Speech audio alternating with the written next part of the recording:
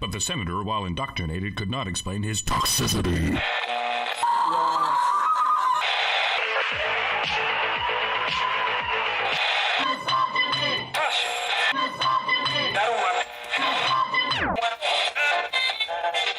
You should not listen to men's rights advocates if you want to know what they have to say.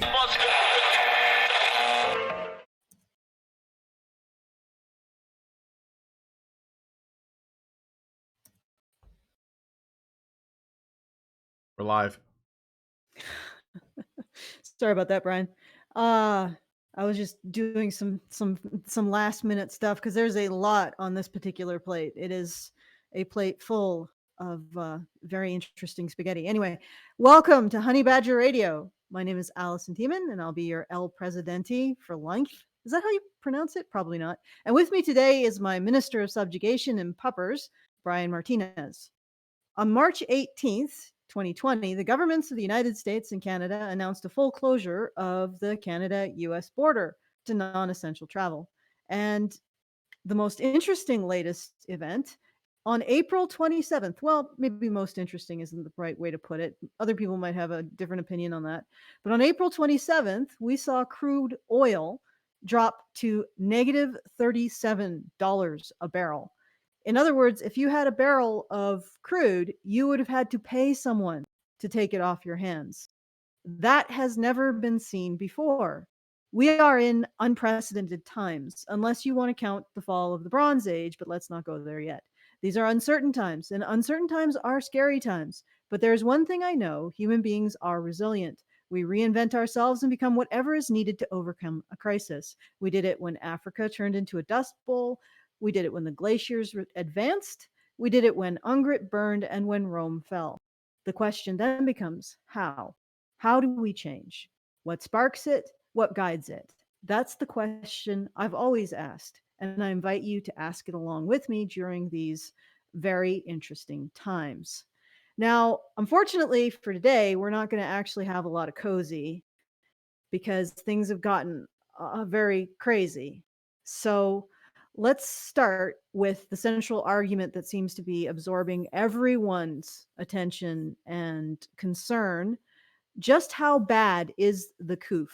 How bad is this for you? Brian, can you pull up the first? Already pulled up. Can't you see it?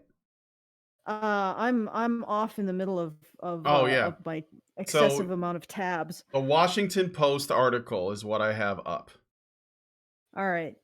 Okay. All right. So what's interesting about this one? First of all, I want to note that the headline is, when you actually read the article, the headline is a bit alarmist. Antibody test support. The Washington Post is being a bit alarmist? Say it ain't so, Alison. I mean, I don't even know why they needed to do that. I mean, my preference is just the facts, ma'am. But apparently they had to give it a little bit of spin. Antibody tests support what's been obvious: COVID-19 is much more lethal than the flu. And there's a couple paragraphs that I want to pull out.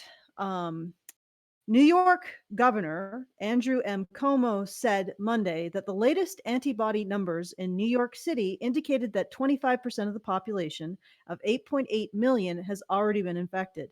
The city has recorded more than 12,000 confirmed COVID-19 deaths and lists another 5,000 as probable deaths. That is an infection fatality rate between 0.5 and 0.8%, depending on which death toll is factored in. A spike in all-cause deaths in recent weeks also suggests that some coronavirus-related deaths have not been captured by the mortality statistics. And we'll go over some of the statistics on all-cause deaths later in a little bit. The death rate is much, much lower, Cuomo said Monday, referring to the serology tests. He said that the New York State rate appears to be 0.5%, which is 1 death per 200 infections. Now, there's all kinds of arguments on how many people have actually died of COVID, if it's undercounted or overcounted, but 1 in 20 deaths from per 1 in 2 people dying at a rate of 1 per 200 infections. To compare that to the usual flu, it's usually 1 death per 100 infections. So according to these numbers, this is a significant increase in lethality over the flu. And also It's more contagious than the flu. So according to what is being reported here, they're right. COVID or the Coof is more lethal than the flu, and it's also more contagious. However, I still think that the headline is somewhat alarmist because it is 5 times more lethal than the flu, but I don't think you really need to spin it quite like that because the serology test did show that it was considerably less lethal than people were reporting prior. If you know what I'm, do you get what I'm saying, Brian? Yes. Yeah, I do. I heard though that one of the things about the reported New York deaths that's interesting is that there are supposedly 0 reported flu deaths this year, or according to their counts. Well, that's probably not the case because the flu deaths would have been reported prior to this, right? So I don't think that, and to address that particular concern, I did find, I apologize, guys, my cat is moving my camera around. I did find locate a article that was that goes over all cause deaths. So that should incorporate the additional deaths due to COVID-19 plus all of the what should be expected at this time of year in various regions.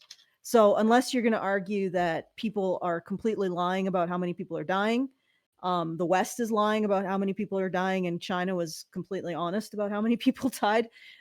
It's difficult to argue that there isn't a significant excess mortality happening right now in the West.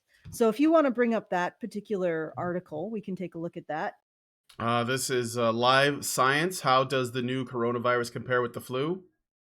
No, the second article. I apologize for that. Wait, did I? Oh, tracking Third. COVID-19. Yes. Economist.com tracking COVID-19 excess deaths across countries. Yeah. This is based on the information from. Let me see here. Oh my goodness, my cat is not making this easy. Sorry, guys. Mia has decided that I'm not to work at this time. Euromomo. So these graphs were generated in a week 2020-18. So week 18 of 2020 with data from all 24 participating countries: Austria, Belgium, Denmark, Estonia, Finland, France, Germany, Greece, Hungary, Ireland, Italy, Luxembourg, Malta, Netherlands, Norway, Portugal, Spain, Sweden, Switzerland, UK, the various areas in the UK. And I believe they're comparing them. They also include the New York data as well. So if you want to take a look, go down. So what this is these maps or these graphs. The dotted line indicates the expected amount of death. The gray area is what has deaths attributed to causes other than COVID-19, and the red area is deaths attributed to COVID-19.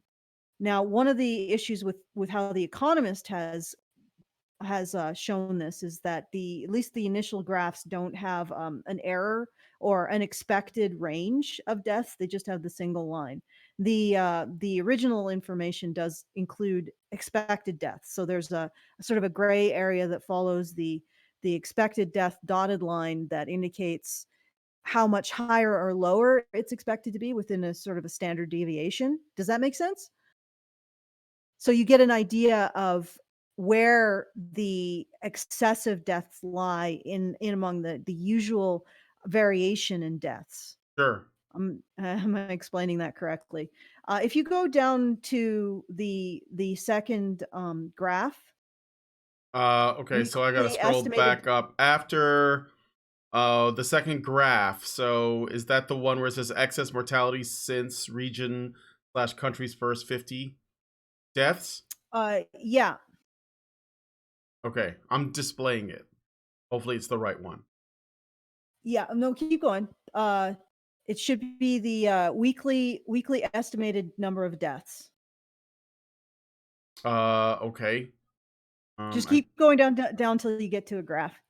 If A as long graph? maybe There's tons of yeah, graphs on actually. this website. I don't know which Oh, I one. apologize. For some reason, Discord was freezing your window. Okay, keep Oh, going. Just a little bit down, a little bit. Stop. Go back up. what Go back here? up. Keep going. Keep going.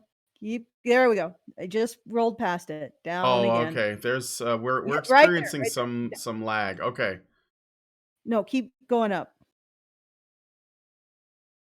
Yes, there you All right. go. All right. All right. Yeah, there must be some lag going on. So verbal instructions don't seem to help. All right, so this is the weekly estimated number of deaths, the aggregated of Euromomo participating countries, and I think this might also include New York, but it may not. Mhm. There, the spotted line or the dotted line indicates the estimated number of deaths, and it goes up and down because of the flu season. So there's significantly more deaths during the flu season, and then it goes down in the summer.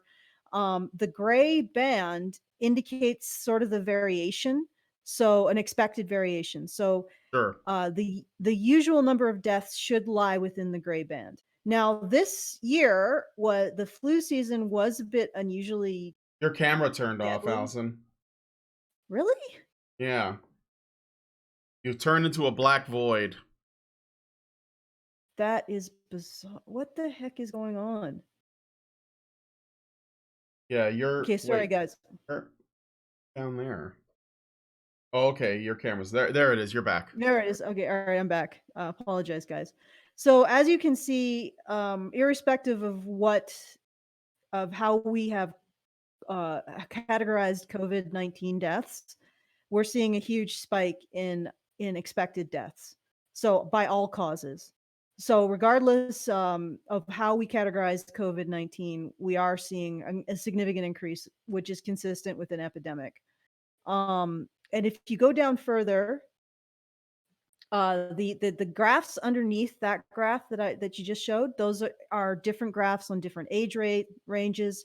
So as we see, 65 and over has a significantly greater like death rate Sure. that's occurring um, relative to the expected death rate. And then when we get to 15 to 64, I think it's a bit lower. And then you get to Quite a bit, actually like it's 5 times lower. yeah, but then again, it's not it's lower. It's usually significantly lower for 15 to 64-year-olds to die Sure. anyway, because that's not usually when you're dying of all the Mhm. cardiovascular, diabetes, Well, and unless cancer and stuff. well, that's what I was gonna say though. Like if you have diabetes, you're more vulnerable. If you have pre-existing conditions that affect your immune system, you're more vulnerable. So you know, that would make sense because this probably is a big problem with diabetes and stuff amongst people that are in their 40s and up at least. Hmm. But as you can see, 0 to 14-year-olds, the expected rate of death is actually lower, Hmm. or what the rate of death that we're seeing is lower than usual, which may be because the measures taken to stem the COVID-19 pandemic are reducing the rate at which those youngsters are getting the flu. Hmm. That might be a situation that's happening. If you let's see, scroll down a little bit further, you can find some more graphs. There's one graph that indicates excess mortality since region's country's first 50 COVID deaths. But a lot of this stuff, I would recommend you guys go take a look yourself. And if you look at it and you say, oh well, it has these problems, or it's this, there's inaccuracy in this, and this is wrong, then please, report that in the comments so we can get a full picture of what's going on here. But if you go down to Why the is graphs, out of curiosity, why is it that the United States is the only thing on that list that's only being measured by the city of New York as opposed to the country itself, whereas everything else is listed as a country?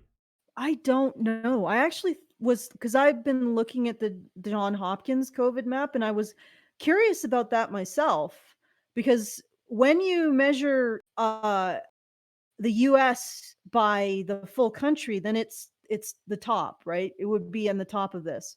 But when you measure it by New York City, it's sort of in the middle. I don't know why. I'm guessing Well, it's I probably mean, related to the yeah. surveying information. Yeah, Like I mean, the they want to U.S. make it is more accurate. I'm not really sure. I mean, the U.S. is only on top because we have such a big population. Well, yeah, and Um, it's also, I mean, in some ways, it's also you are being, even relative to your population, it is hitting the US pretty hard, but that's probably because in many ways you have a lot more travel going to the US than any other country, if that makes sense. A lot more business travel, a lot more international travel in mm. general. Um so but with the when they separate out New York City, it may be just because they want to make the Well, clearest, most New York accurate is comparison. well, no, but that's why I think it's weird because New York City is supposedly the place that was hit the hardest Mhm. of all the cities in the country. It's got it the worst. Maybe like there's some other places in California or other like really big cities that also have it pretty bad. But it's like I would say that the majority, like at least terms of like landmass wise, of the US doesn't really have it that bad. It's mostly concentrated in the high population areas, and New York happens to be the one that is the worst far and away. So Yeah, but the thing is, if they had included all of the cases around the US, then the US would top the list. So I don't think it's a situation where they're trying to make the US look worse. I think it's more of a situation where they're trying to compare apples and apples as much as possible, and maybe the New York City has more clear standards of how they're accounting deaths, but I don't know exactly why they did that. I can only guess. mhm. So if you go down a little bit further in the map, in the article, we can Here. start seeing, yeah, we can start seeing the excess deaths versus the lockdowns. So this is Lombardy. I don't know how to say that. Yeah, that sounds right. Okay, and so the obviously the excess mortality is actually lagging behind the lockdown. You just keep scrolling down, you can take a look at this. Then Spain is afterwards, again, also a national lockdown. Mhm. France, another national lockdown. And then you'll notice that excess mortality sort of lags the lockdown, but then eventually it starts to go down again, except for England and Wales for some reason, which just keeps going up. That's bizarre. Mhm. And the Netherlands really didn't do a lockdown, they just did a ban on gatherings.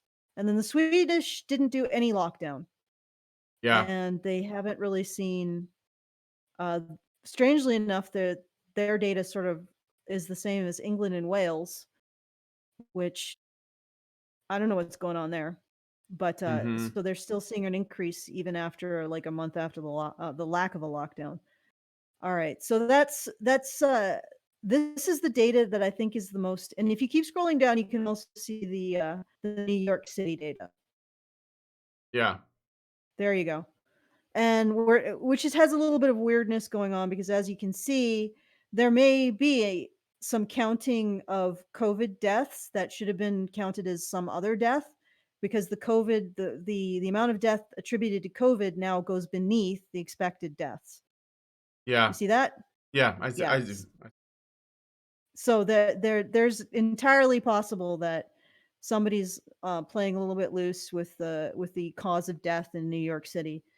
However, as you can see Well, when you look yeah, I at, mean, like this is something that I had seen reported on for weeks is that for a lot of places, so I'm not just putting this on New York, they were counting. So if someone died of, uh, something else, let's say they had a heart attack or something, and they were in the hospital, they had heart condition, and then they died, and then they checked, to see, like they checked them to see if what what else they may have had. If it's discovered that they had COVID, then they attribute it or they would mark it down as a COVID death, even if COVID didn't actually kill them.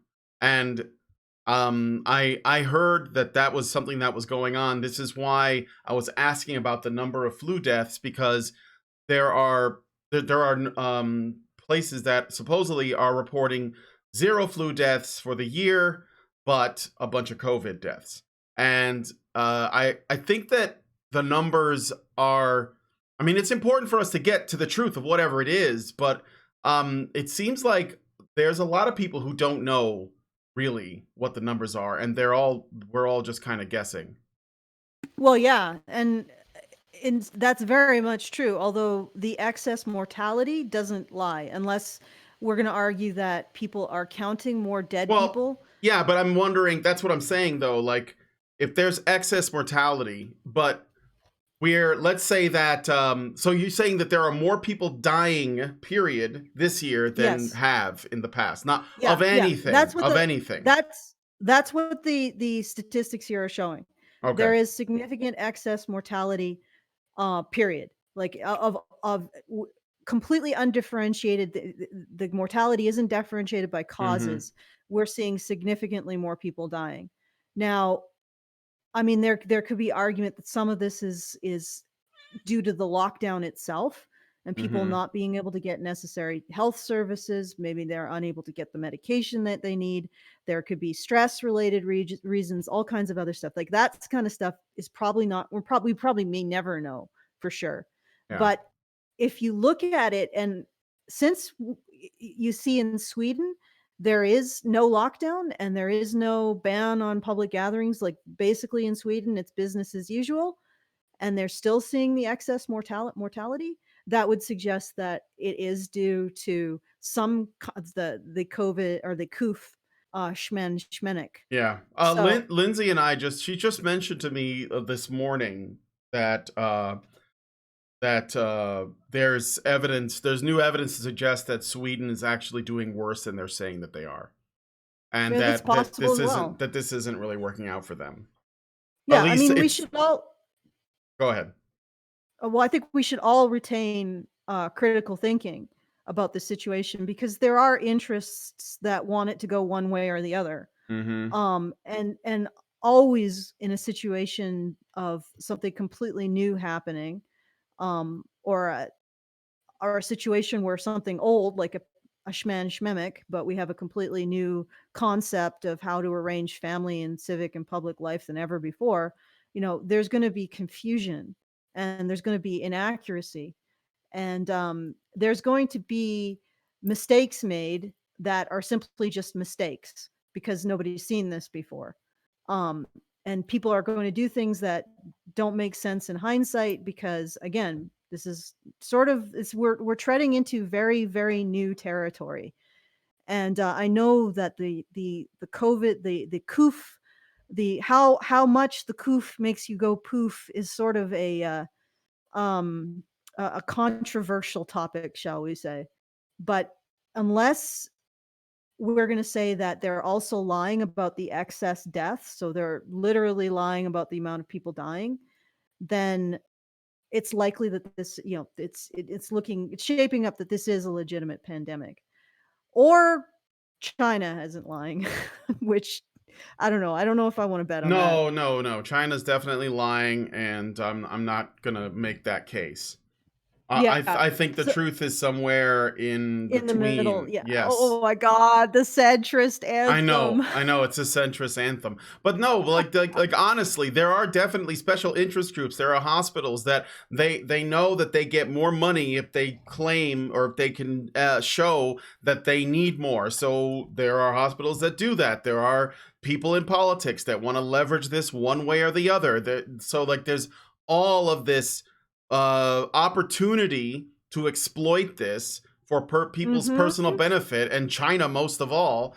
And I think that, yeah, we should remain skeptical of everything. I mean, if there's anything that you guys know about this, or maybe some light you can shed, like Alison, I don't know if you put this in was your stories, and I don't mean to hijack, because I know there's a lot that you put out here to go through, but did you hear about the two doctors that were talking about COVID, and they were basically like talking, they were presenting their sort of side of the story, their perspective on on the virus, and they were essentially coming at this from a perspective of we're If you guys are doing a show on COVID-19, we'll also do one on Chicom-19. um I think you just got our video demonetized.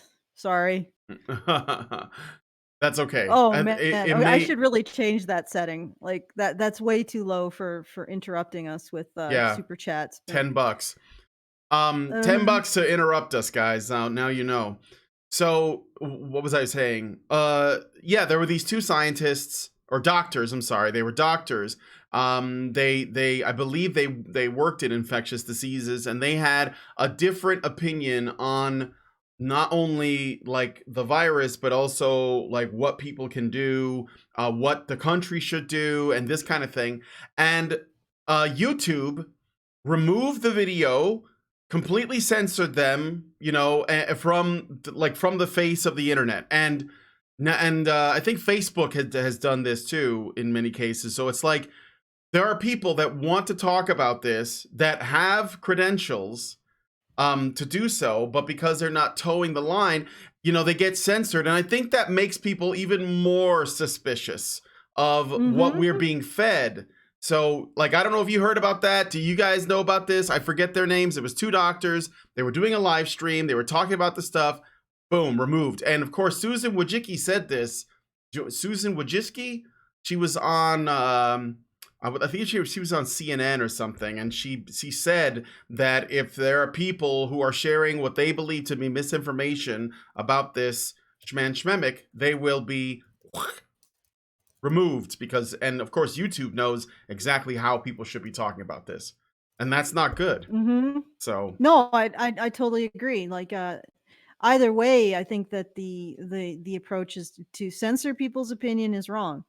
However, like I said, I think that this data sort of speaks for itself. The excess mortality, it's almost impossible to fake that. So we are dealing, in my opinion, with a shmemic that does make you go, the Coof does make you go poof, but it's not something like, and I know that I'm hiding this behind certain language because I don't want to get this thing yanked. Ironically, the last video that we did with Karen, which had double the live viewers than our usual videos on this channel on this topic, ended up having far fewer after the fact viewers, and I'm pretty sure it was subject to a YouTube shadow ban because of the content of it, because she was criticizing certain national parties, shall we say, that maybe considerably more responsible for what's going on in the world right now than other national parties. Sorry, my cat is like shedding. She's nervous about all of this too. She's concerned. She has a concern, and she's making sure to express that concern to me. All right. So that's the what I can find, the best data that I can find to confirm that yeah, we are dealing with something legitimate. That is not to say that people should be able to use this to shout down others' concern about the economy, because someone made a really good point. If we enter a global depression, it's quite likely that hundreds of millions of people will die of starvation. Absolutely. So concerns about the economy are really legitimate.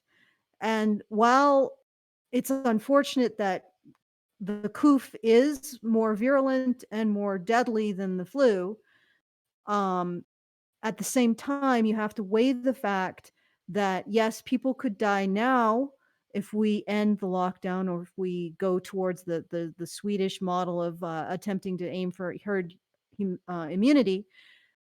But we have to weigh that against the fact that there's also guaranteed deaths if our economic system ceases to function. And what I've seen, because I've been looking at all kinds of news sources on this, and I've been reading the comments to get a sense of what these news sources, the commentariat that they have. And I find that on the left, there's a lot of sort of glibness about the economic implications of this situation. And they sort of dismiss it like, oh, you just care about money. You don't Yeah. care about people's lives. And Yeah, sure. I really dislike that approach. Yes, this is a shmemic. Yes, it's killing people. Yes, we need to do something to make sure that it doesn't overburden the health sectors. We all of this is true. But it's also true that the people who are expressing concern about the economy, their concerns are very legitimate. They aren't based on a callous disregard for life. They're based on the understanding that if we screw the economy, people will die. And lots more people will die from that than they will die from the Coof. Yeah, Guaranteed. you can care about both of these things at the same time. Yeah, you can care about both of these things at the same time. And that's the other thing. It's like, I feel like you can't have a concern about the economy and also say, yes, the Coof is real. It's a problem. It is an issue that we have to face. We have to talk about how much of the economy we're willing to lose in order to prevent even more death from the Coof. And Sure. that's the balancing act. I Yeah. don't want to. At this point, I'm not denying the statistics. The statistic reality is there. This is a bad illness. It's very virulent. It is more deadly than the flu. But on the other hand, I don't like it's like almost like there's two camps forming. One camp has to sort of deny the reality of the Coof, and the other camp has to deny the reality of the economic impact. And Well, I just want to say I haven't seen anyone denying. Well, let me rephrase that. I I haven't have. seen that many people denying that the Coof is serious. I haven't seen that very often. I think most people are like what you're saying, where they say, yes, we know this is serious, but we can take measures to sort of like work around this without destroying the economy. Mhm. I think that is most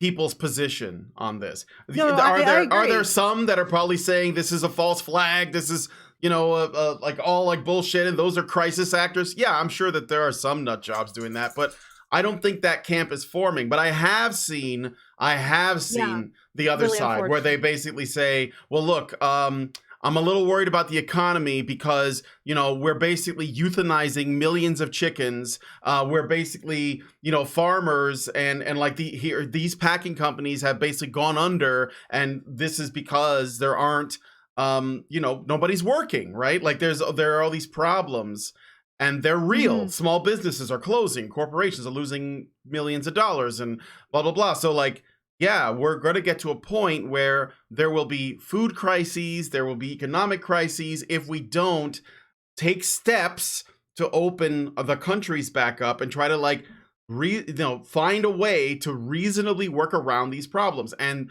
I have Yes. seen people say, "Oh, you want people to die." And so like I think that I definitely think that there's a conversation that isn't taking place. I'll say that much. Yeah. But There is a conversation that isn't taking place. Sorry, yeah. continue. No, I was just saying that the two camps seem to me, there are people who say, and by the way, I've also seen this, although I don't know how prevalent an attitude it is, that are they almost have like an anti-human approach to this, like human beings are the virus. And I think that I'm going to say that that's more of a fringe opinion, and I won't necessarily include that. But the Yeah, camps I've I seen, no, I won't throw that in there. But the camps I have seen are the people who say, you don't care about sick people, and you want this to kill everyone. And I think they're very concerned, and I think that there is justification for concern. And then there are people who are like, yes, but if we don't do something to try to get back to a state of normalcy, people will starve to death, people will lose their homes. Like, this is unsustainable. And that's not like a, ooh, I can't wait to get rich thing. That's ridiculous. You want to yeah, survive. that is ridiculous. Um I will say that um I have been seeing a heck of a lot more of the accusations of people who are concerned about the economy, that they don't care about life and they just want to make money. And I mean, and I open this up to the floor. if you have seen the reverse, you've seen an extreme dismissal of the issues that the problem that the Coof is. Koofid. Yeah, Koofid. Coofid. Yeah, the problem that Coofid is offering up to the human race. If you've seen a dismissal of that in favor of just saying, yeah, this is the government trying to grab and it's all fake, and just put that in the we can continue the discussion in the comments, because I think Sure. this is, yeah. Sure. But I just wanted to bring this up because I do see a bit of two camps forming, and yes, I do recognize that one of those camps seems to be more vocally insistent upon dehumanizing the other and saying that they're antisocial and they just care about greed and money. They don't care about human life. But on the other hand, I do want to point out this. Human beings are basically columns of spam on legs. And what I mean by that is we don't have claws, we don't have like fangs, we don't have antlers, we don't No. have hooves, Can't we change our don't have skin speed, color to like blend in we with the can't change, environment. Like we don't have all these crazy can't extreme fly, we adaptations. can't swim. We suck. We can't. All we have are Yeah, our brains and these thumbs. That's all we got. Well, we also have our cooperation. Well, That I is figured that's actually part of the- the brain thing, but yeah. Yeah, that is the critical survival skill that human beings have. And we are facing an unprecedented crisis, and a lot of people are insisting, and in crisis situations, cooperation is how humans survive. We create these elaborate systems of cooperation and trust, and that is how we survive. That is our particular survival mechanism. It's why we are, over 7 billion and counting, and why we're so successful. And when crises happen, the solution to those crises doesn't come from perpetuating conflicts that existed prior to the crisis, prior to the circumstances of the crisis. And that's something that I'm seeing a lot of, is the perpetuation of political conflicts. So the crisis is less about resolving the crisis than using it to implicate your political opponent as to blame for the crisis. I think that, again, because that is our survival characteristic, our ability to cooperate, the solution to this crisis will come out from creating a new way of cooperating, a new way of developing trust. And the people who will be part of the solution to this crisis will be focused on getting everyone to cooperate rather than pointing fingers and laying blame. So I just wanted to point that out. And I'm not gonna name names or political affiliations there. I'm just gonna point out that general principle: humans survive through cooperation. When we see an unprecedented crisis, the crisis will be resolved by developing a new way of cooperating. And those people who will be instrumental to that, resolving that crisis, will be thinking about how to get people cooperating again, get people working together again. The Oh, God. shutdown helps the left because the people who used to be able to stand on their own 2 feet now need a handout. Essentially, UBI socialized healthcare is on its way. Universal basic income, and that is a good point. I do notice that the individuals who are poo-pooing the effect on the economy, Coof's effect on the economy, tend to also be individuals who don't care if this current system disappears. And they're like, in my opinion, I'd like to see us take lessons from what worked and move forward into something new. But they seem to want to have a clean slate and regard the current system to be completely flawed and useless, and have no wisdom to confer upon any new system that could be developed. And furthermore, I have read their writings and their political opinions, and I don't see a lot of insight into how systems of cooperation form. In fact, I see no insight into that. So I don't know if I really trust them when they say, well, let's get rid of the system. And when they say, well, the system that we propose will work. I don't think so. I don't think it will. Mm-hmm. And I don't think it will because I don't think they have a fundamental understanding of human nature. They don't have to because they have an ideology that informs their understanding of human nature. Am I coming from out of left field?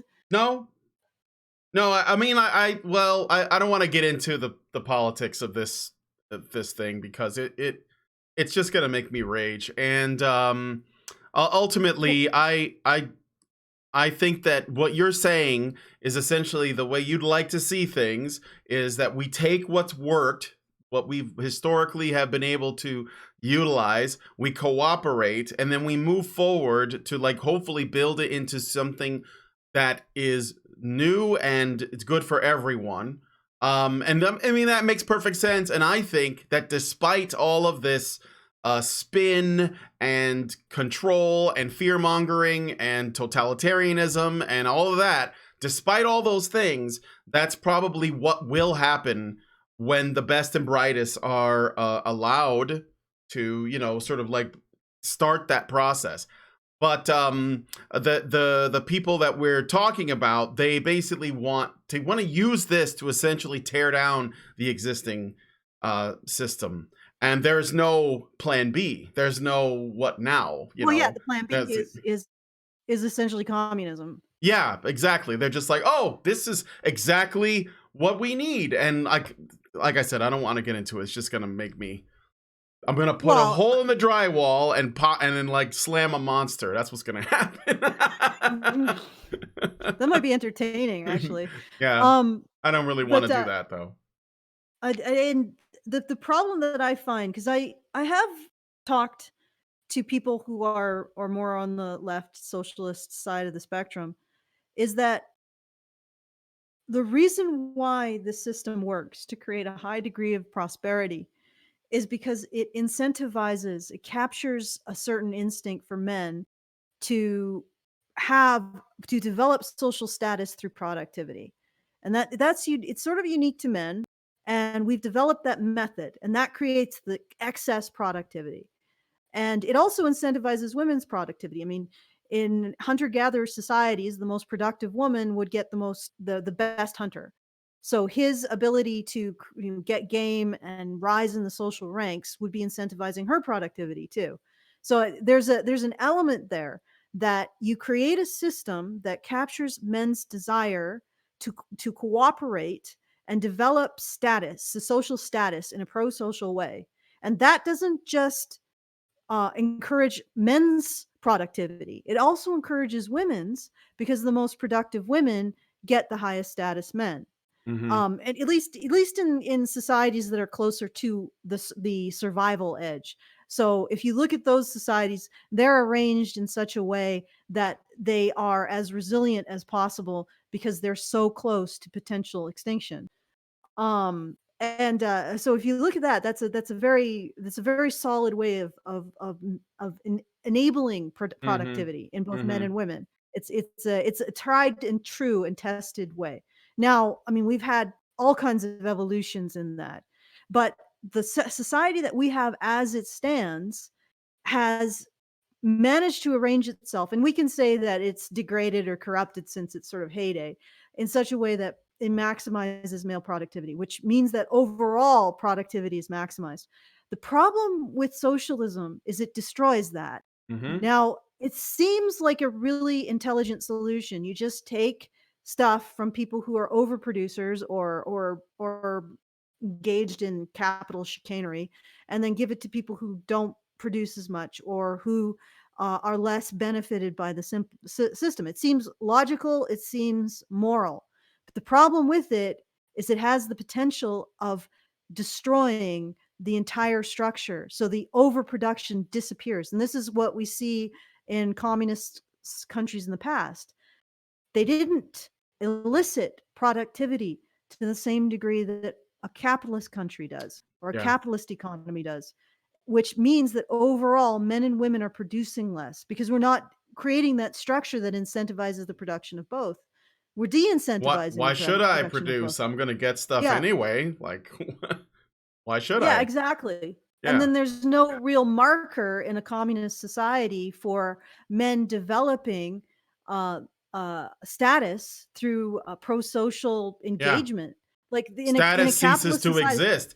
In fact, it's stigmatized, which is weird because women are seeking that. So when you Yes. essentially erase status and say, well, we don't, there's no such thing as class or status now because everyone's flattened, then that makes men unhappy because now they have nothing to pursue to attract women. And that makes women unhappy because everyone's the same. And so, like, their choices don't matter. And and everyone's lifestyle is shit too. And it also doesn't even really incentivize cooperation because there's nothing to cooperate towards, right? Hmm. There's no goal, like nothing matters. So Yeah, and the problem is that how do you create this kind of a socialist system while solving that problem? And this is I propose it to everybody who's listening who is more of a socialist bent. Like, how do you create a system that actually takes people's instincts, men and women's instincts, because we still abide by our instincts. We still have this situation where they exist. And the mm, reason why we have things like language and currency and states and religion is because they've captured our reproductive instincts. So you have to figure out how socialism can incentivize a high degree of productivity in men.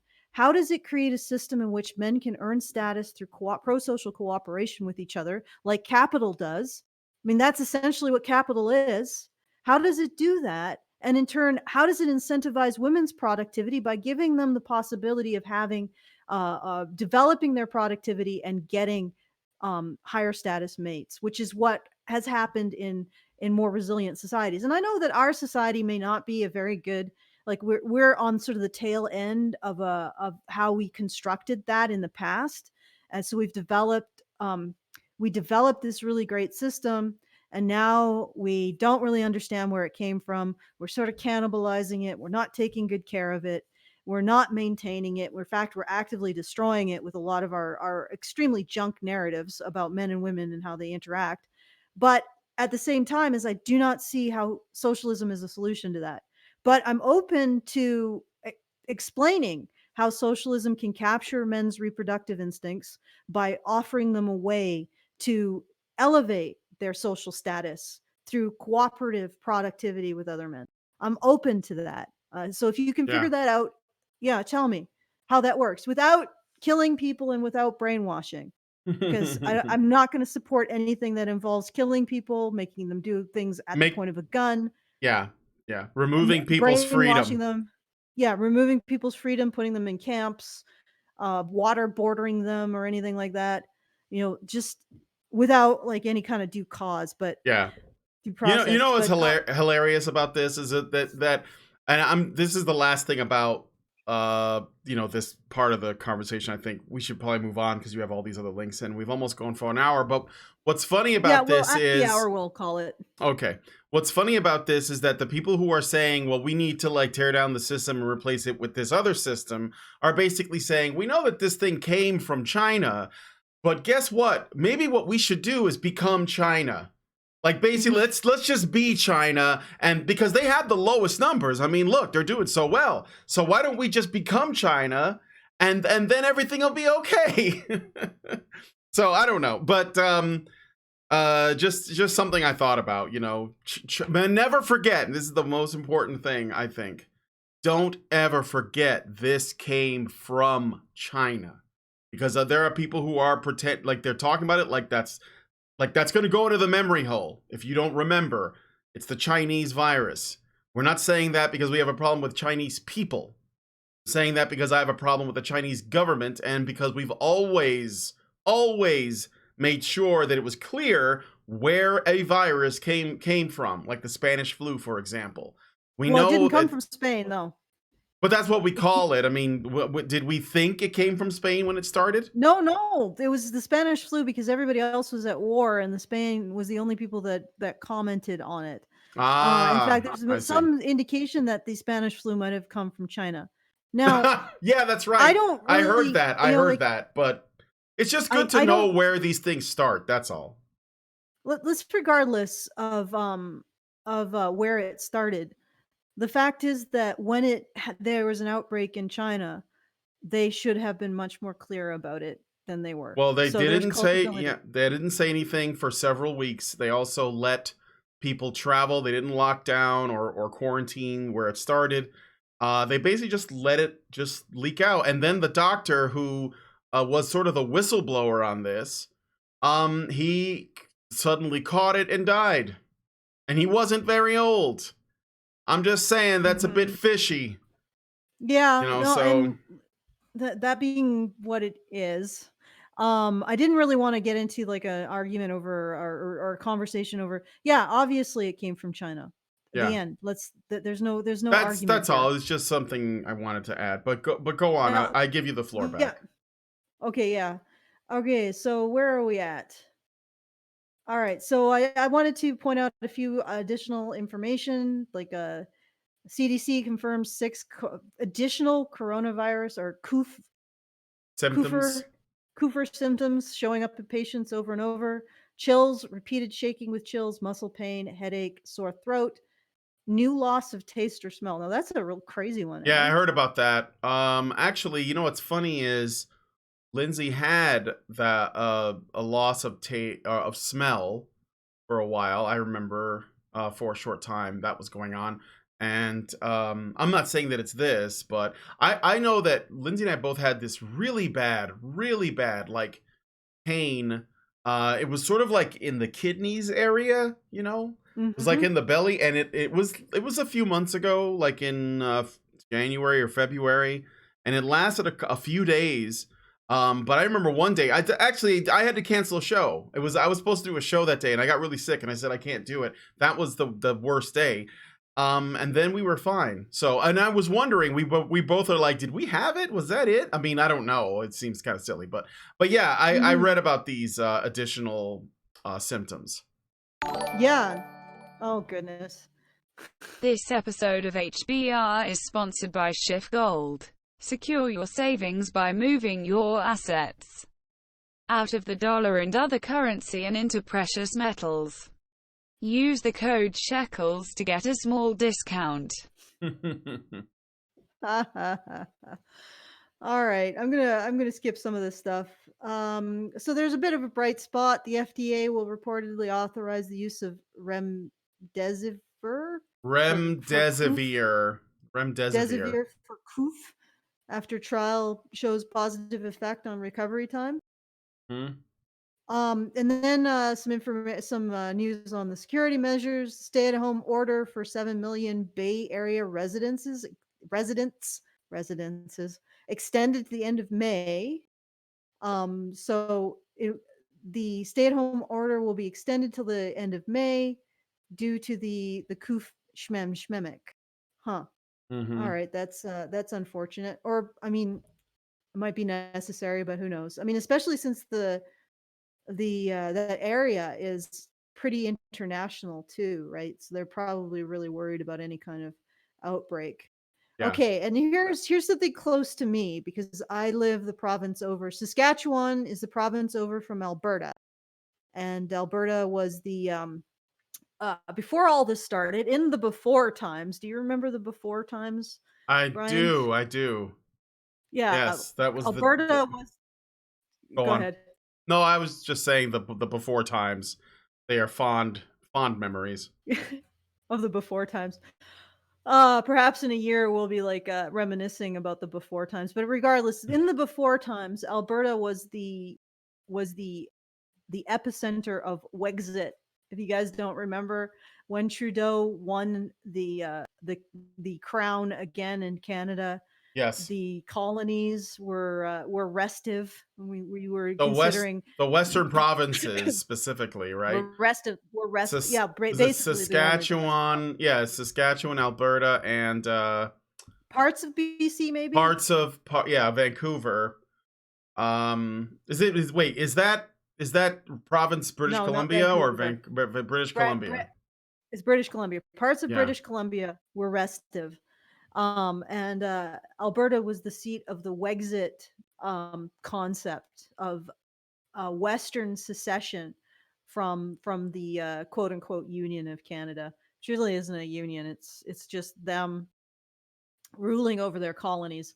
But regardless, Alberta's the conservative government that got into Alberta is has put forward this what they call Bill 10, and the National, which is also a conservative outlet, has written a article against it, and it's here's some excerpts from that article. Alberta's Bill 10 is an affront to the rule of law. The legislation, which rushed through the legislature in less than 48 hours, gives cabinet ministers new power to write de facto laws and create new penalties without the approval of the Legislative Assembly. The Alberta government has quietly expanded its powers over the Public Health Act, under the Public Health Act. Bill 10, which was rushed through the legislature, okay, that's already before Bill 10 became law on April 2nd. Alberta's Public Health Act already empowered politicians and bureaucrats to take property away from citizens and organizations, to force citizens to render aid, to conscript people to help deal with an emergency, and to enter any building or property without a warrant. The chief medical officer was already empowered to forcibly quarantine any person who was ill or any person who is caring for a sick family member. Before Bill 10, cabinet ministers were already empowered to suspend the operation of provincial laws in whole or in part once cabinet declared a public health emergency. But now cabinet ministers have acquired this additional power of creating and implementing new orders and penalties simply through ministerial order without them being discussed, scrutinized, debated, or approved by the Legislative Assembly of Alberta. So essentially, in one fell swoop, Alberta has become a corrupt third world dictatorship. Wow. Yeah. Fun. Fun. Um, so this is as a result, hundreds, this is from the Global News, hundreds protest COVID-19 social restrictions at Alberta legislative grounds. As the province urges physical distancing and has restricted gatherings of over 15 people in an effort to limit the spread of COVID-19, hundreds of people gathered at the Alberta legislature grounds Wednesday to show their displeasure for those rules. The protest, which is organized by a group that calls itself End the Lockdown Alberta, it wants to see schools and gyms reopen, and gatherings limited to 50 people. So they want schools reopened and gatherings of 50, up to 50 people. Okay. Um, so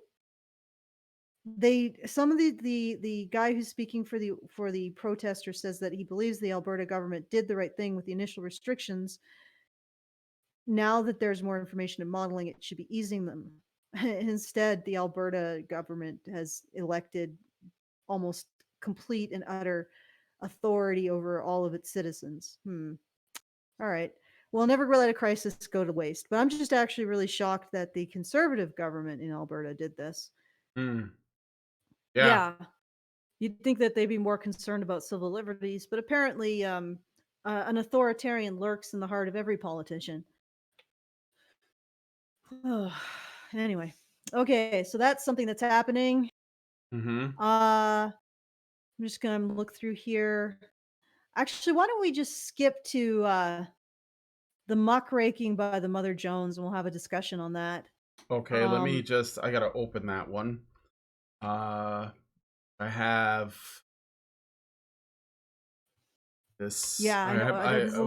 I have a lot of tabs here. So, Mother Jones. Oh my God, this website. Okay. Yeah. We can also watch how. Well, go ahead. Sorry, go ahead. Let's do it. No, let's do it. I was just thinking. I have the. So I just want to tell you. Maybe you guys could just go look at it yourself. I think on Justice for Men and Boys YouTube channel, they put up about 4, and I don't know if they're testing to see which one they want to go with, like ultimately or whatever, but they have 4 short teasers for ICMI 2020, and some of them are just tonally, like thematically hilarious. I'm telling you, they're funny to me because I'm like, what does that have to do with men's issues? But it's just really funny. So you guys could like look at it yourself if you want to laugh after this, because I know there's a lot here that might make you want to weep. So, all right, yeah, let's do it. But this is let's take a look at this, and before we look at what Mother Jones had to say, how they threw in their Molotov cocktail into the bomb that is politics, because as I said earlier, The real need here is to point fingers and find out who's to blame, Of not to course. develop, not to work together for a solution. Yeah. Ugh. I just want to figure out how can I use this to dunk on my enemies. That's Yeah, it. Yeah. exactly. That's a lovely look. Anyway, so here we have a map in the watch how politics slowed red states' response to the coronavirus. Okay. Okay, Here's a map. can I offer a possible alternative interpretation of this? Places with significant international travel did this quicker. Places that with higher population density did this quicker. So more rural areas that tend to vote Republican Hmm. likely did it slower. There may be an issue of average income. Places that were full of white collar You can, workers who could work at home yeah, might have done this quicker. you can see that because these like the coasts started, Mm-hmm. and Indiana got on there before Illinois did, but um yeah, you can see that it looks like it's basically people that are that are having the most travel. It happens first, and also with Washington State, you know, I think there's a lot of people that come to these states on the West Coast from China and other Asian countries, and so that could have also been an impetus too. I don't think it's because they're just more woke on viruses and they care more about people. I don't think it's that. So Well, and the other thing is that even if it was politics, the politics that are informing these decisions is a desire not to take away people's civil liberties. mhm. The fact that they were a little bit slower in taking away people's civil liberties, I it might not necessarily always be the right answer, but I Yeah, don't think it's a wrong answer either. yeah. And it also, I yeah, can't even. that's true. That's true. I was just gonna say it could also have something to do with like maybe the states are waiting to see if they start getting any cases before they do anything, and maybe it could have been affected by that. Um, I'm actually amazed at how long it took New York to declare a state of yeah, yeah, emergency. and West Virginia Like it's like the 10th one in there and they were the hardest hit. Yeah, and that's a blue state. So I don't know, but this is like what purpose does this serve? I mean, what purpose does any of this serve except to point fingers of blame hmm and to continue to believe like the way that I look at this situation is once again we're dealing with an unprecedented situation. And it's entirely possible that the engine that runs our society is going to break down. And we're going to have to be in a position to start it up again. And this behavior is essentially continuing to argue over what direction it goes in.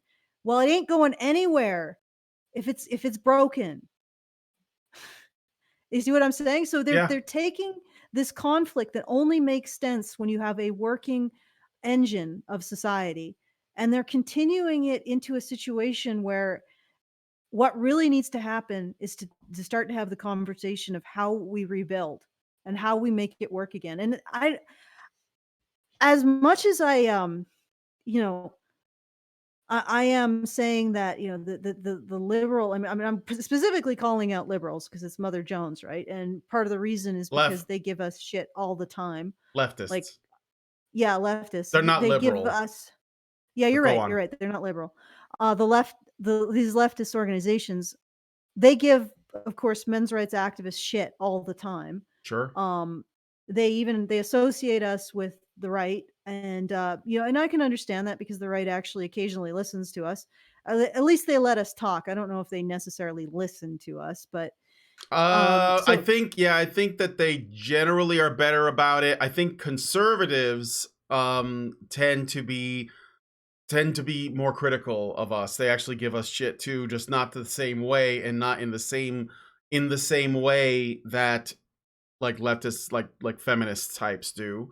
But I think yeah, that like right wingers, like libertarians and ANCAPs and stuff, they tend to be more sympathetic to men's issues. I think if they're smart enough, they even recognize that there couldn't be a right-wing libertarianism without men, like men Hmm. of being allowed to have their identity and cooperate with other men to you know, produce and build. So I think that while they may still be blue pilled in a lot of ways, but they are seeking the answers, so they do tend to be far more open to talking to us. Sorry for that. Yeah, they're more open to talking to us. I think the difference might be is that, and the difference in the criticism is, for people on the right, it's more like, yeah, you guys have legitimate issues, but do taking care of these issues, does that actually result in a more functional system? And if Hmm. and we have to convince them that this is It in actually fact beneficial does. to the system. It in fact Yeah. does result in a beneficial system. And in fact, it may be the genesis of a completely a functional new system that incorporates some of the best parts of the old system, to address the issues that men face. Because a system, an economic engine, is simply the ability to elicit excess productivity more than what people can consume themselves. Think about it. That's all it does, right? Hmm. That's all an economic Economic. engine has Yep. to do to be good, to be functional. And if you're talking about looking at how we incentivize productivity in men, it's been proven in case studies that caring about them does actually increase men's productivity. I know it's quite surprising. Yeah. And you could even look at the current situation, because there's softness in the economy even before the Coof. There were signs of recession happening. There was a lack of productivity in huge sectors of the male population, even before the coup. And if you wanted to have a strong economy, you have to attend to the question of how do you reward and incentivize that excess productivity in men. And that is exactly what men's issues. I mean, we don't, sometimes it can be staring you right in the face and you don't recognize it, but all of the issues that we talk about relate to the fact that society is dropping the ball when it comes to incentivizing productivity in men. It is dropping the ball in terms of rewarding them. It's dropping the ball in terms of assisting them in developing themselves as productive individuals. If you give men what they need, they are gladly productive. If you give Yeah. them support, if you make them feel valued and cared for, and if you make them feel rewarded for what they're doing, they are glad to be excess producers. If you treat them like crap, if you demonstrate constantly that they're not just disposable because they need to be, but disposable because nobody really gives a shit, you men, then you're going to create increasing swaths of men who are incapable of developing that role. And then it's not an individual failure in these men, it's a failure of the system. You see what I'm saying? It's a failure Yeah. in the system to support men, to value men. And this is all men's issues.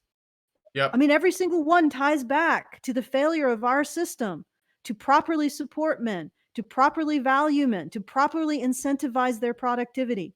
And my personal interest in this is, I couldn't I actually don't want to exist, don't want to be part of a society that treats men as disposable. I prefer the society. This is very different than a conservative, because they're fine with the idea of men being disposable if it's of benefit to society. I'm not.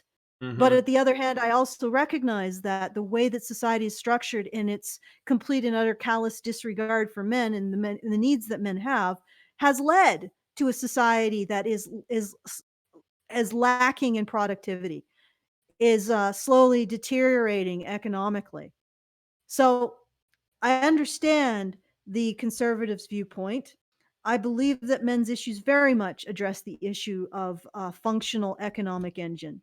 And when we look at a situation where our economic engine is probably going to implode, we might do well to consider that it was already imploding, number one.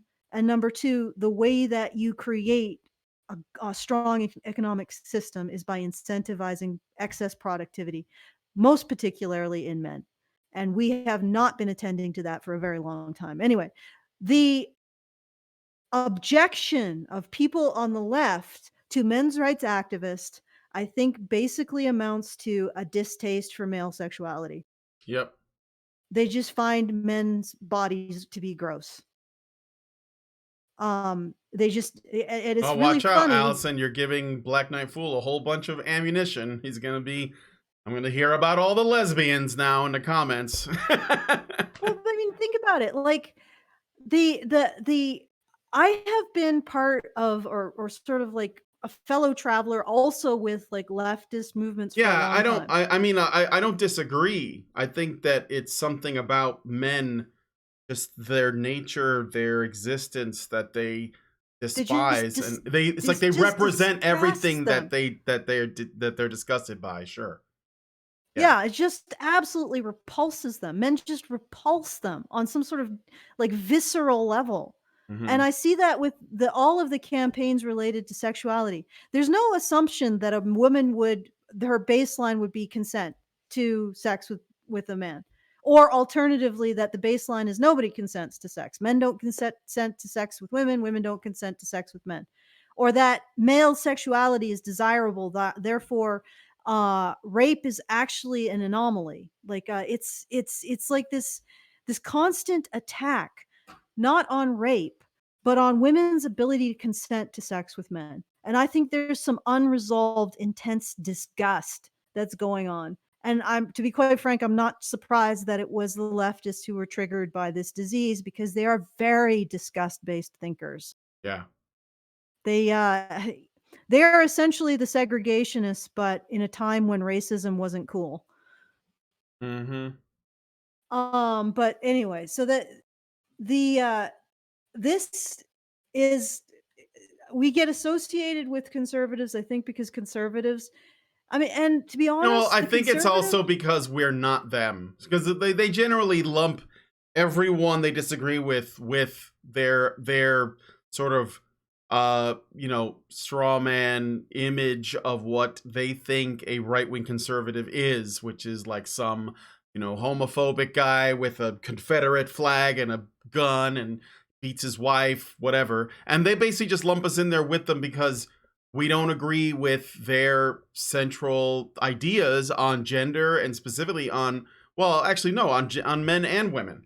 And they do that with everyone. They're centrists and moderates, and it's not just like the right wingers that get lumped in that buckets, but yeah, liberals, moderates, centrists, whatever. They're all the same to them because they don't agree with their central ideas.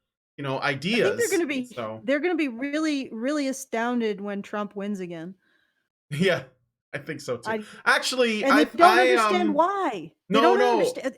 I actually believe that they're expecting him to win again, and not just because like the presumed candidate is just doesn't seem to stand a chance because he doesn't even know where he is at any given time, but also because they have sort of like become so cynical that they're expecting their victimhood to extend for another 4 years, which they kind of get strength from. So it kind of gives them what they want, in a weird way, if that makes sense.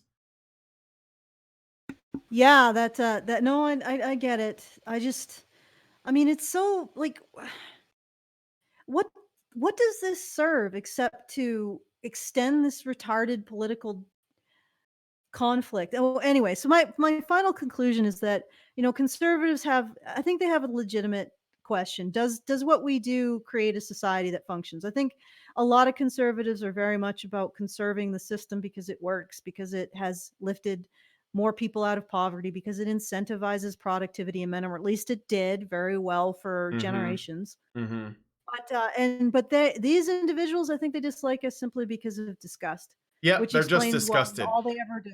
All they ever do is just insult us. Yeah, I think conservatives' biggest obstacle, to be honest, I think their largest obstacle with trying to make a system that works, whether it is an old system or maybe a new system that takes the best things about the old system, which is probably the best way forward, their biggest obstacle will be holding women accountable. That is the thing that they're going to struggle with the most, because they have effectively adopted, I think, an idea that everything that needs to be done, whatever it is, to save their country, their society, whatever, has to be done by men, and women, should essentially just be protected. And I think that that's going to guarantee that it's not going to happen fast enough. They need to like start asking women, what can you do to help us? Like, what do you have to offer? Because we need more than your pretty face right now. And I think Yeah. that's their biggest obstacle. Oh yeah, I would agree. Um, and the other thing is that maybe an attachment to the system as it stands, because the thing is that what I'm finding with the argument over the Coof is that we have on one side the people who are like, oh yeah, let's sacrifice the system to save lives, but they always really didn't like the system anyway. Yeah. Um, and then the other side is like, well, no, we can't do that because the system sustains people, and you're basically dooming millions of people to death by Hmm. starvation.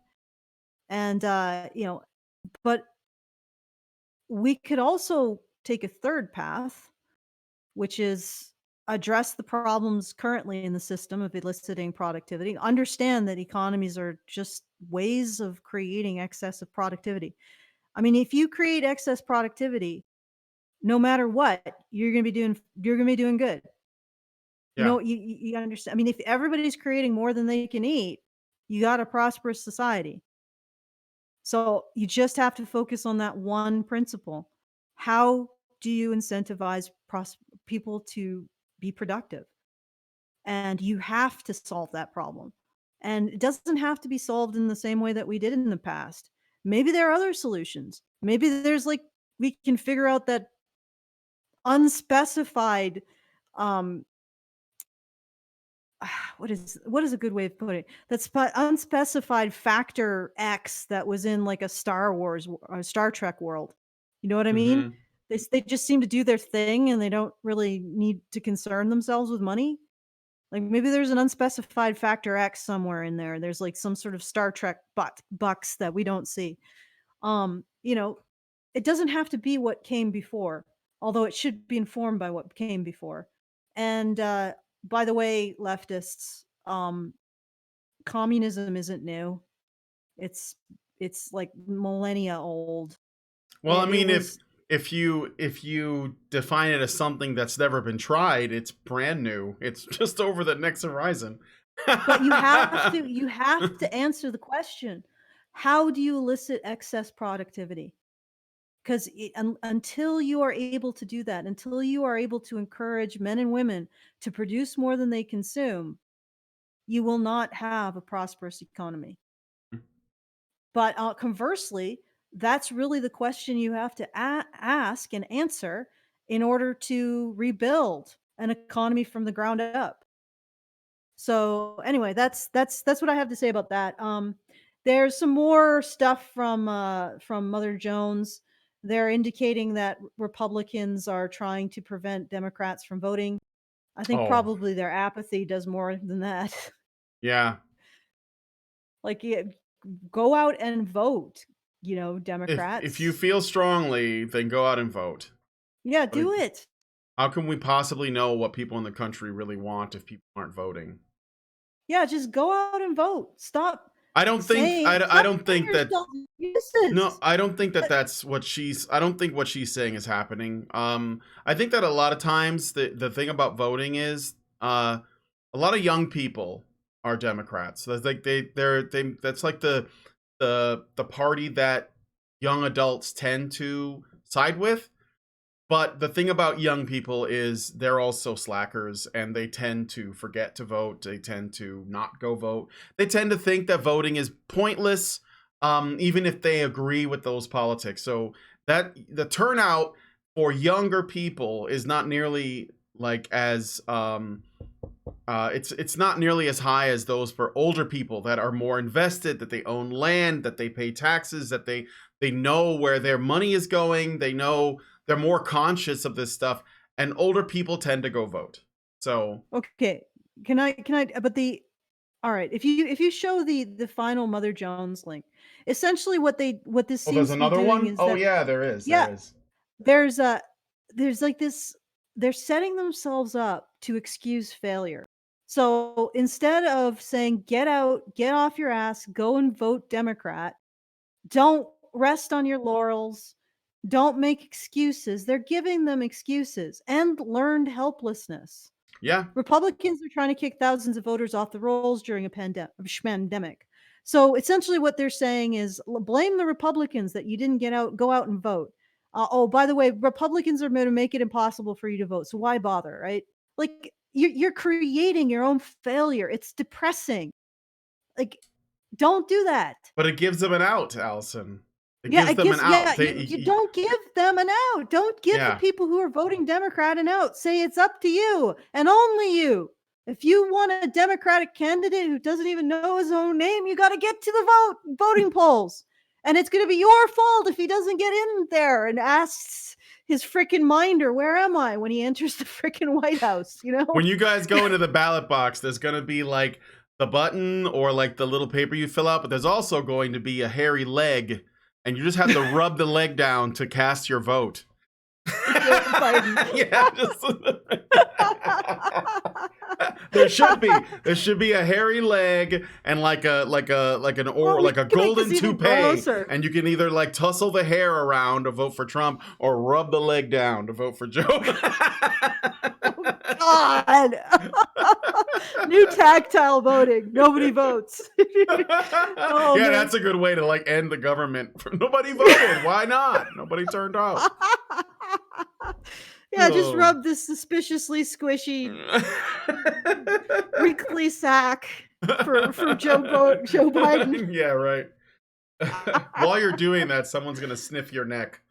But anyway. Oh God. I'm kidding. Oh yeah, it's just like this is like developing learned helplessness. And if you go down to the map, Okay. And so 55% of all of this, they say what 55%. Let me just get to this. I also have to pull this up, but I'm like looking at this and I'm like, 55% of the places that had these purge. No, let me see where they are. So what am I looking for? 55% of the registration notices were sent to municipalities where Hillary Clinton had defeated Donald Trump. But I understand that he was put in place by the Electoral College. So wouldn't... Yeah, we have an Electoral College. No. Yeah, they're saying he didn't win the popular vote, therefore he technically lost. No. What I'm saying is that wouldn't that mean that there are more municipalities where Hillary Clinton had defeated Donald Trump, period? So this is meaningless? Yeah, it is meaningless, but it's not convenient. This is like, it's like, of course it's going to be, because there were more of them in which Hillary Clinton won. But, you know, he still won because he won the Electoral College. The other thing I was thinking was that, so that this little graph that they have, another little state thing where they're implicating half of the U.S. population. The percentage roll reversals, the percentage of registered voters removed from rolls, 2016 to 2018. Is it this one that I'm displaying? Yeah. Oh, okay. But here's the thing, like, wouldn't you expect a lot of this to happen in urban areas, which were themselves more blue? Yeah. Yeah. So it's like Michigan. So wait, 12% or higher is the highest state. So Vermont, I think that's Vermont, that little bitty state. I might be wrong. I think it is, or Delaware or some shit. No, I wouldn't go over there. Virginia, Indiana, and Michigan, or like Wisconsin. I'm sorry, Wisconsin, and Massachusetts. Wisconsin. Okay, Massachusetts, Virginia, Indiana, Wisconsin. They have the highest percentage of registered voters removed from rolls.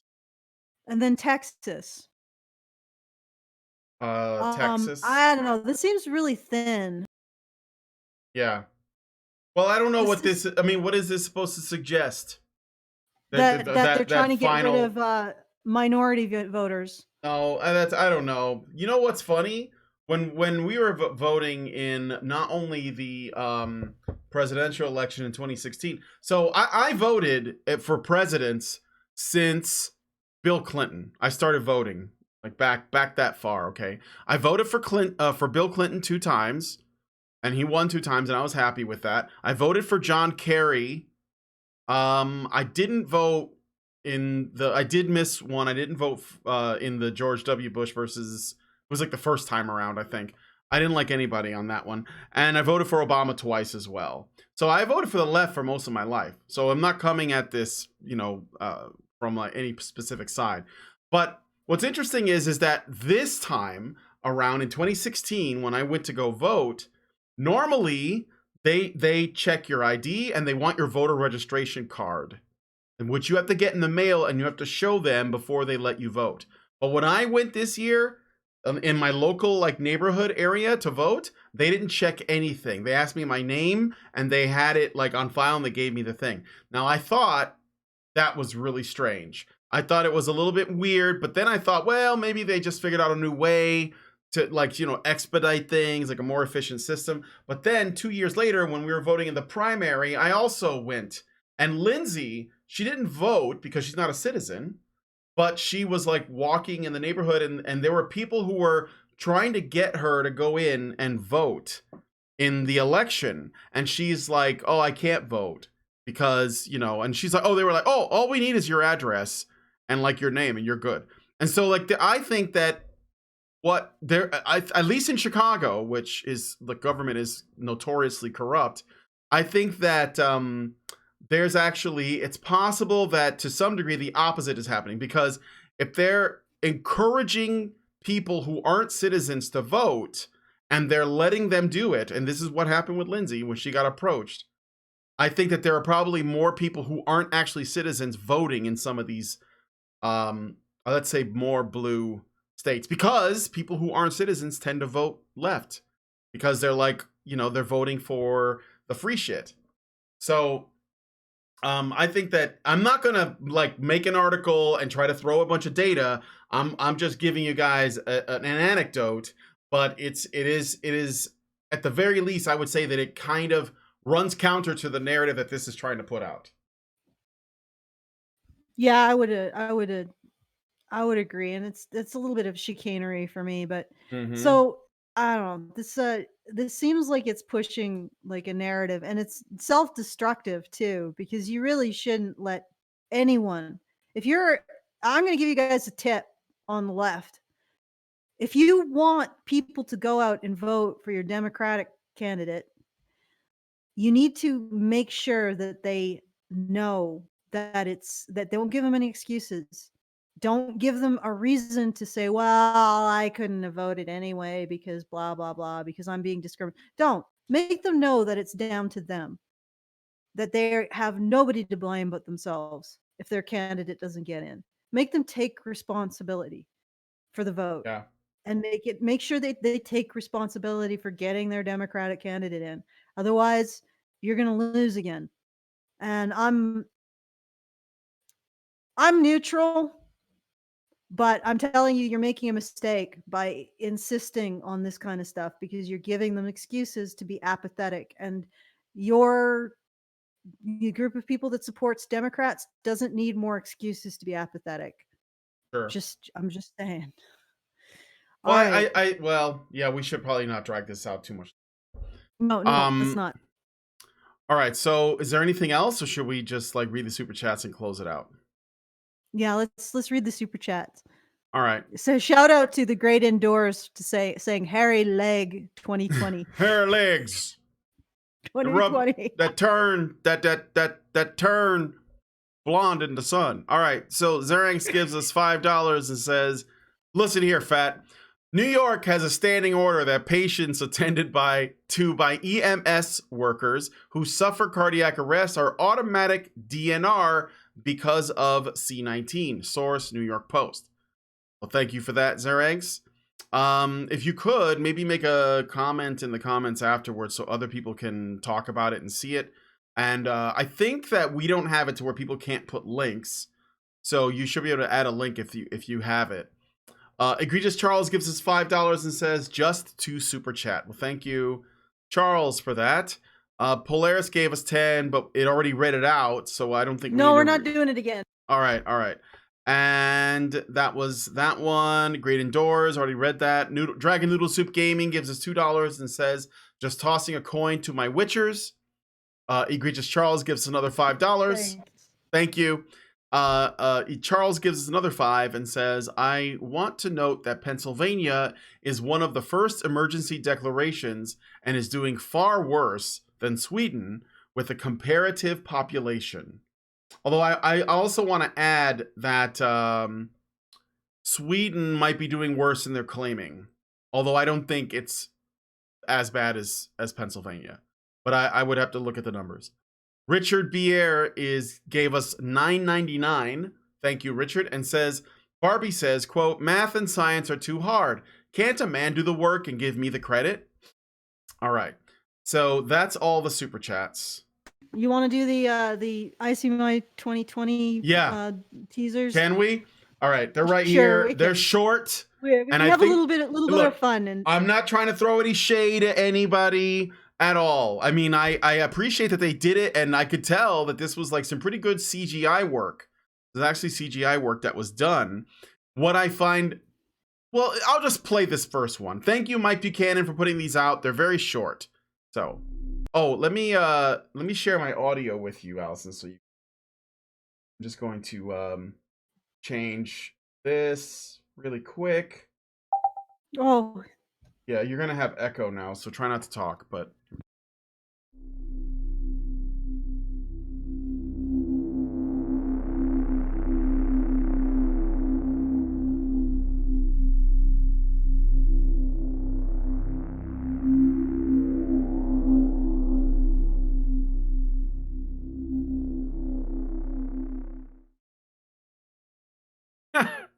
suspenseful. That one's pretty good, though. That's probably the best one. Okay, go ahead. All right, here's another one. You guys let us know what you think.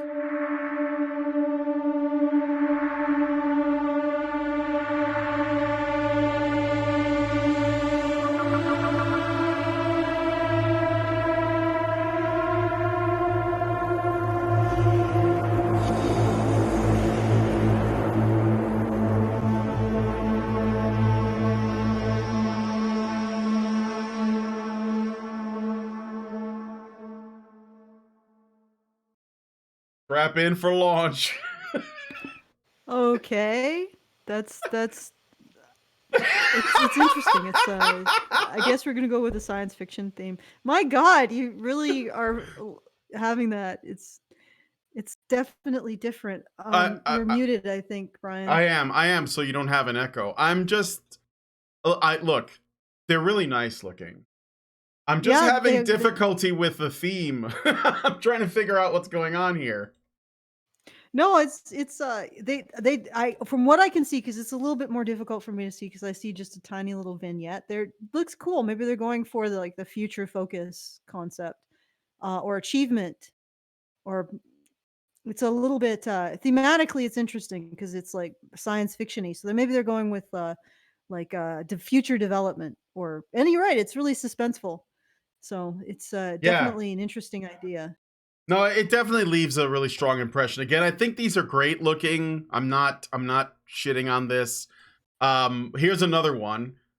And there's only 2 left, so these are short. Like I said, they're short. Earth. This satellite is called Elam 666.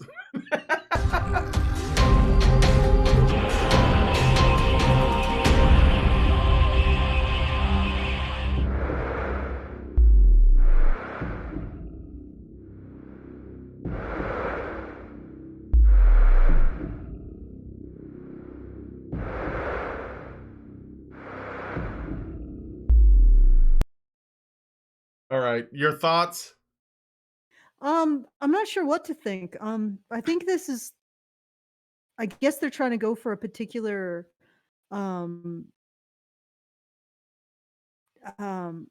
think it's supposed to be. They're going for epic, maybe. Yeah, epic, like huge, big. Interstellar. Um, like I know it's not necessarily a bad idea. It's Mm-mm. just I guess it's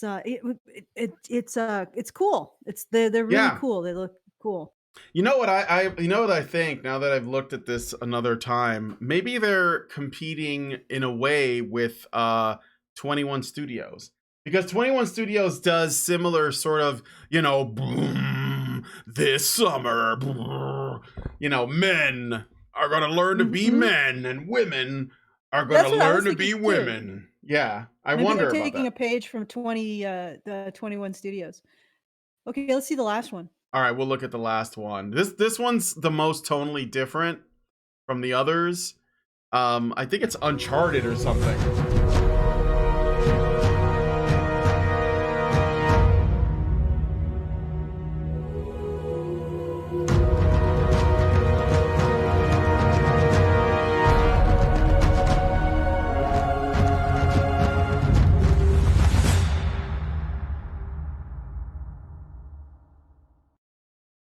Okay. All I right. mean, the thing is that there's not a lot. I think that it's interesting. It's definitely different. So I thought maybe I'll get a lot of attention that way. Where did you find these? It's on Mike Buchanan's channel, Justice for Men and Boys. You can watch Oh, them okay. all. Yeah, it's on Mike's channel. Oh. All right. So I hope he the doesn't get people mad at me for sharing them. I don't think so because he put them on his channel and they're public. But yeah, I love them, Mike. Honestly. they're definitely quirky. All right, just It's gonna definitely a change different approach. my. Um, I just change my audio so back. yeah, that's the thing. Yeah. Do you want to look at some puppers and snacks and kitties, or shall we just call it a day? Well, we've been going for close to 2 hours, so it's up to Yeah, you. I thought these were. I would say that these are like, give they're people a little bit positive. of a. They are positive because it shows like, look, we didn't have CGI trailers last year for the conference.